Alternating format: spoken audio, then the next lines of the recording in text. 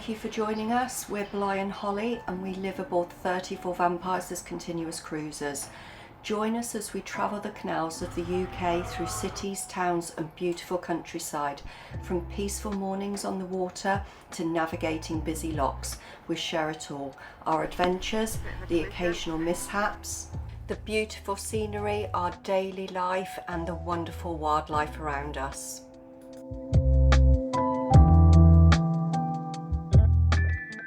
Hi everyone, and thank you for joining us. As you can see in this video, we're going under the bridge and we're going to now be on the Peak Forest. This was actually meant to be our second Peak Forest video. However, the footage corrupted from the first one and so I was only able to save a couple of clips. We saw this little beauty this morning along with another mandarin drake as well. About a week ago we saw the two mandarin drakes with the females, so the fact that the two males were on their own today, I suspect that the females are near nesting.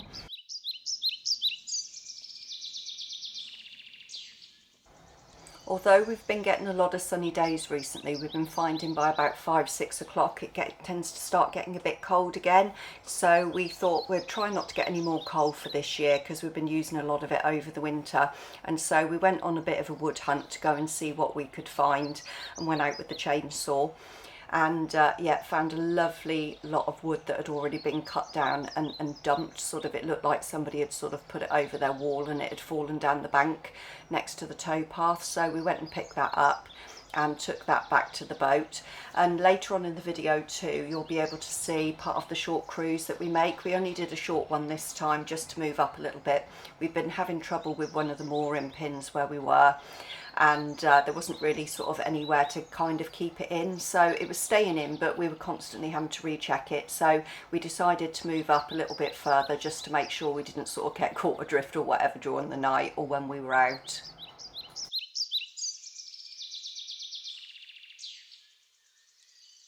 One of the things that we really love about the boating lifestyle is the self-sufficiency of it, between sort of the solar and getting your own wood and things like that. So obviously we rely on a generator, we rely on the batteries and we rely on gas bottles as well for our cooking. But in between that, it's not only is it sort of that more self-sufficiency, but it's also like the challenges that come with it as well, because kind of you're looking at the weather, you're looking, you know, is it too wet, is the wood soaking, are you going to be able to find any wood, you know, and then we use the backup of coal. This is the tunnel that we'll be cruising through tomorrow, and I think it's actually our first tunnel that we've done since we went under the Liver buildings by Salthouse Dock in Liverpool when we launched. So as you can see, it's not too much of a long one and so should be absolutely fine. We'll put the navigation lights on and everything. I'll check that nobody's coming through the other side before Bly goes through and all should be good.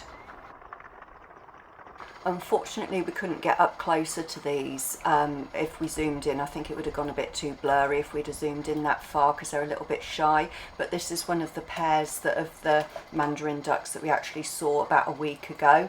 And so this was probably one of the drakes that we saw earlier today. You can see the contrast here between how lovely and peaceful it is on the canal compared with the outside world. We've been having trouble with our gas and our gas kept going off when I was trying to cook, and so we figured out that it was actually the gas regulator because the button was actually playing up.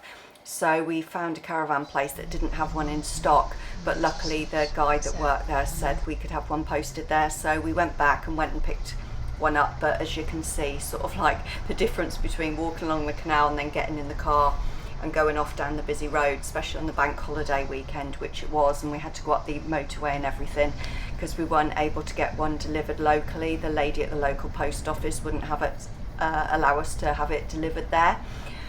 So yeah, a little bit tricky, but we went up there and did it, and we've got the gas working again, thank goodness. But really don't like keep going out into the outside world, you know, being stuck in traffic jams and just the busyness of it all. We've noticed as well around Manchester just how not only busy the roads are, how many traffic lights there are, and it's just horrible. It's, you know, not Manchester's horrible as such, but just being out in the outside world, as it were. We're always pleased to get back. We saw these lovely little goslings, the three of them with their parents, just outside the boat a few days ago. We've seen a pair today that's only got two, so we're hoping that one of them hasn't been lost at all. There's actually 4 pairs that are in the field opposite us, and they keep falling out, and they've been so noisy. So the fact that we're moving up a little bit isn't such a bad thing, because sort of 4-5 o'clock in the morning, what you don't need is Canadian geese making loads of noise because they're having territorial disputes. There's been an awful lot of that going on. They're so loud. You know, there's been fights outside the boat. Today we had 2 Canadian geese outside on the towpath, one chasing the other one down. So where we're moving up later on tomorrow, it's not actually so busy with Canadian geese. We only saw sort of 1 or 2 when we went and had a look, and went and had a recce up there earlier on. We went and had a look around by the mooring to see what was round there, because obviously we were sort of, although there are houses nearby, it was quite near the countryside as well. And we found this community garden. It was really nice to see how locals had all mucked in, sort of put the work in together. You know, as you can see, there's a bench, there's the bin with the dog poo bin and everything like that. Lots of apple trees and everything. And it's just a really peaceful place to go and sit, because obviously there's housing estates nearby. So even though we're out in the country, there were still, you know, the houses about and everything. So from that point of view, it's just that peaceful place for people to go down to the canal. You get the elderly and people like that that need to kind of stop and have a break, and so it's really nice just to be able to go and sit and find a space like that. But I think the biggest thing about it was that it's a community project. Yeah, you can see it is, isn't it, where they're screwed on. It's all made of lids. That's clever. You wouldn't see that from a distance. Look at that. God, that's some work in that. Oh look, there's coffee ones, look. There's everything.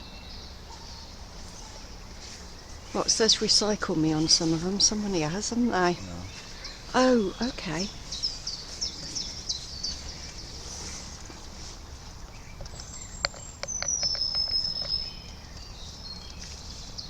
So it's a garden tiger moth.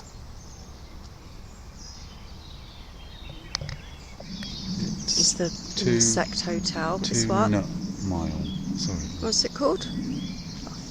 Oh yeah, 2 Nut Mile Beavers Bug House, it says. Yeah, that's what's on there, look. It's nice that people have done this, like local people, isn't it? It's peaceful down here. It's what? Oh yeah.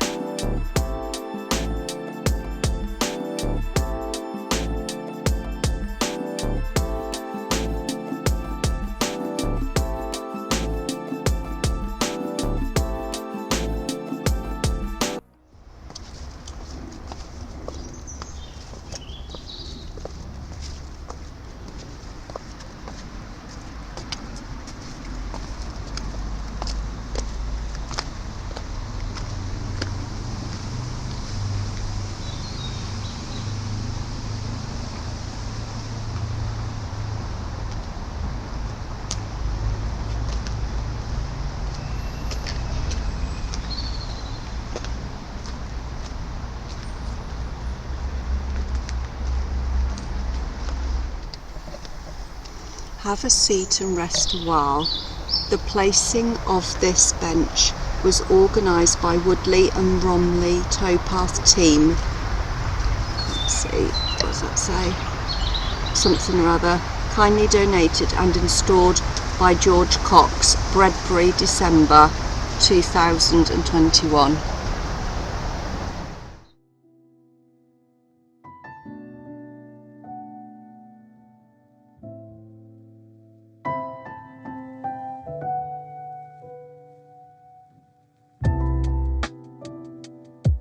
It's just nice to hear all the birds here. You can hear them really well along here, and there's some geese under the bridge, and it's just so peaceful. This is why we came onto the canals. But being bank holidays, a lot of people everywhere, and although you can't see any at the moment, I've just kind of started filming in between them coming along. They've been coming along in hordes, so just sort of like grabbing a little bit of peace on the towpath whilst I can.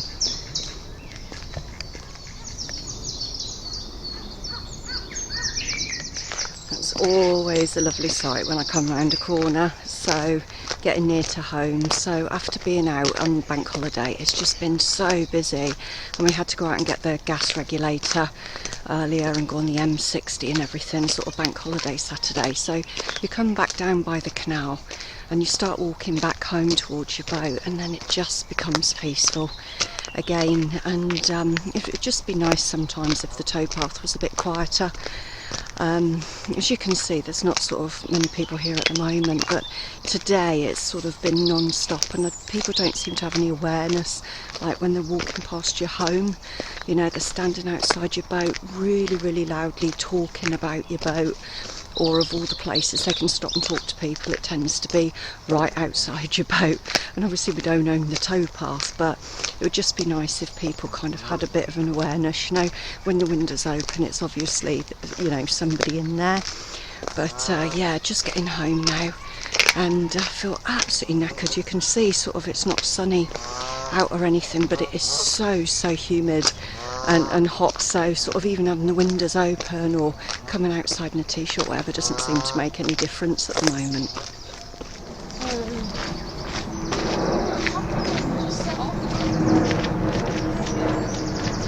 So there we go, home sweet home, and as you can probably hear, there's another plane in the air.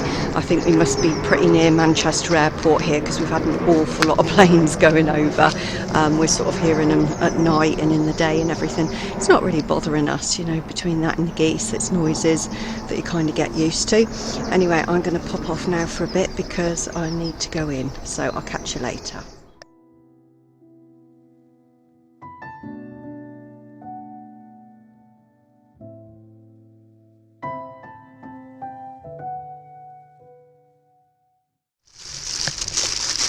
Yeah, you two guys.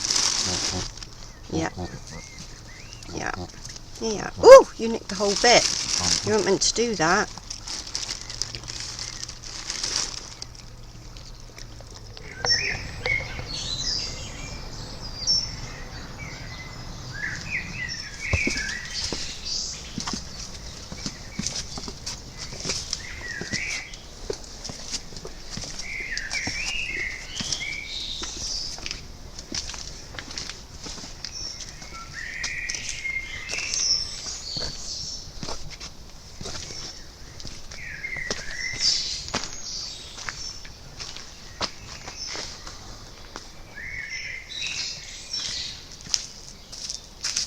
So there's there. Mhm. All down there.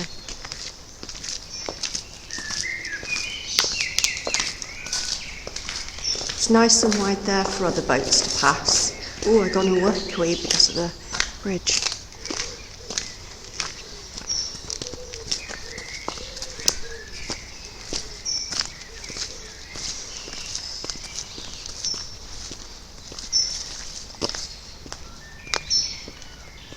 What do you reckon?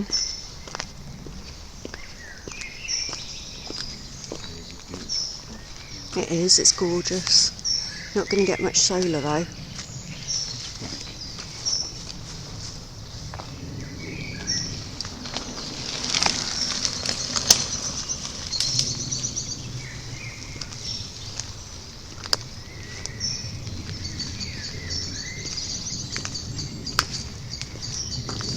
What do you reckon? Is it too near the bridge?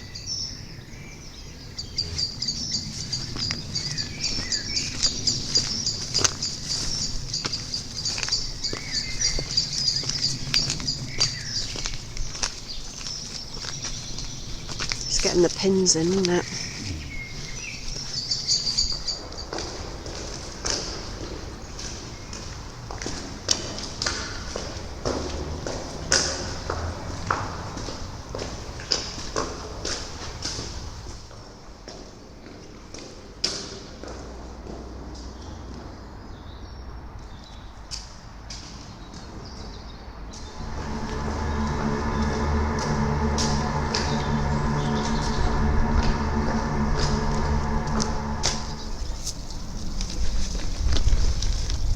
definitely tamer, aren't they, than the ones that keep hissing at us.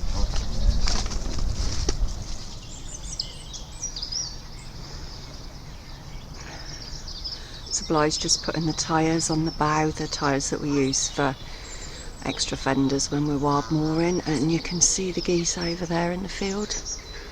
They had us up quite early again this morning, so as nice as it's been for them to be about, it'd be nice to have some quieter mornings as well.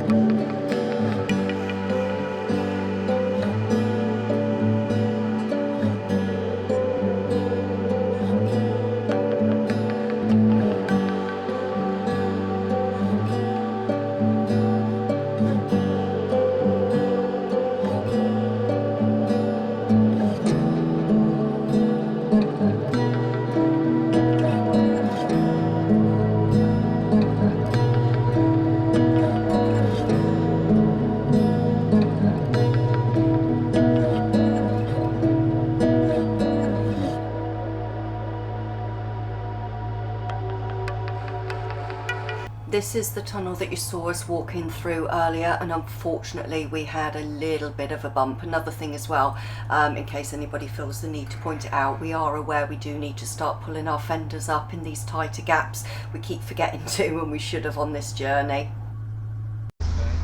Yeah, but you'll straighten up in a minute anyway, won't you? Right, you want to think about straightening up at the front here if you can. Slightly. Crikey Moses. Oh.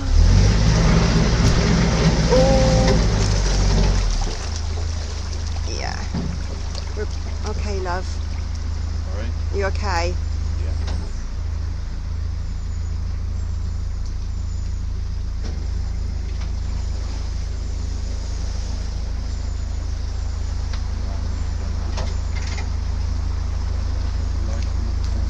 You're okay.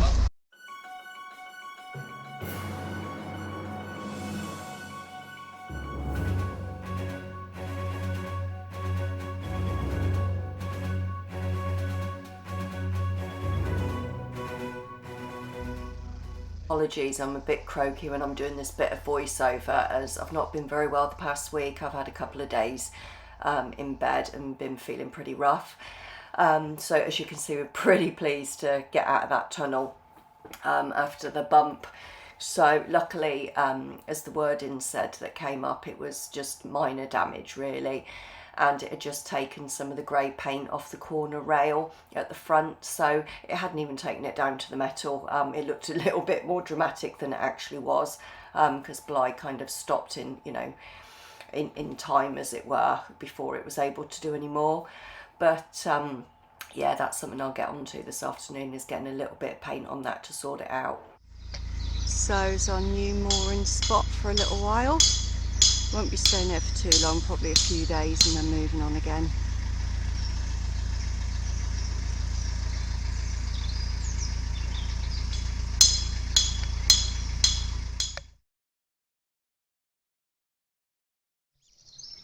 I reckon that's come from another clutch, that one, because there's an obvious difference in size, isn't there? That one, the four smaller ones are staying over with the parents, and the little one comes straight over on its own.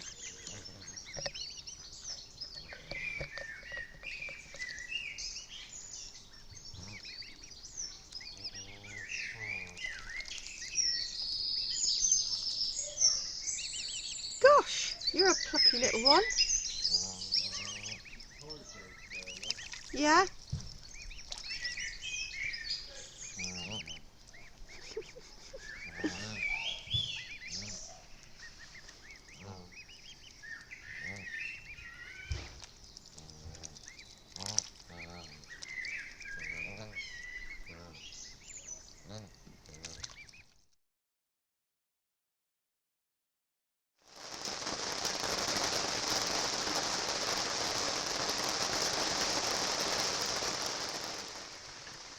This Canadian geese footage might be a little bit blurred because we had to zoom in quite a bit because they were opposite us, the other side of the canal.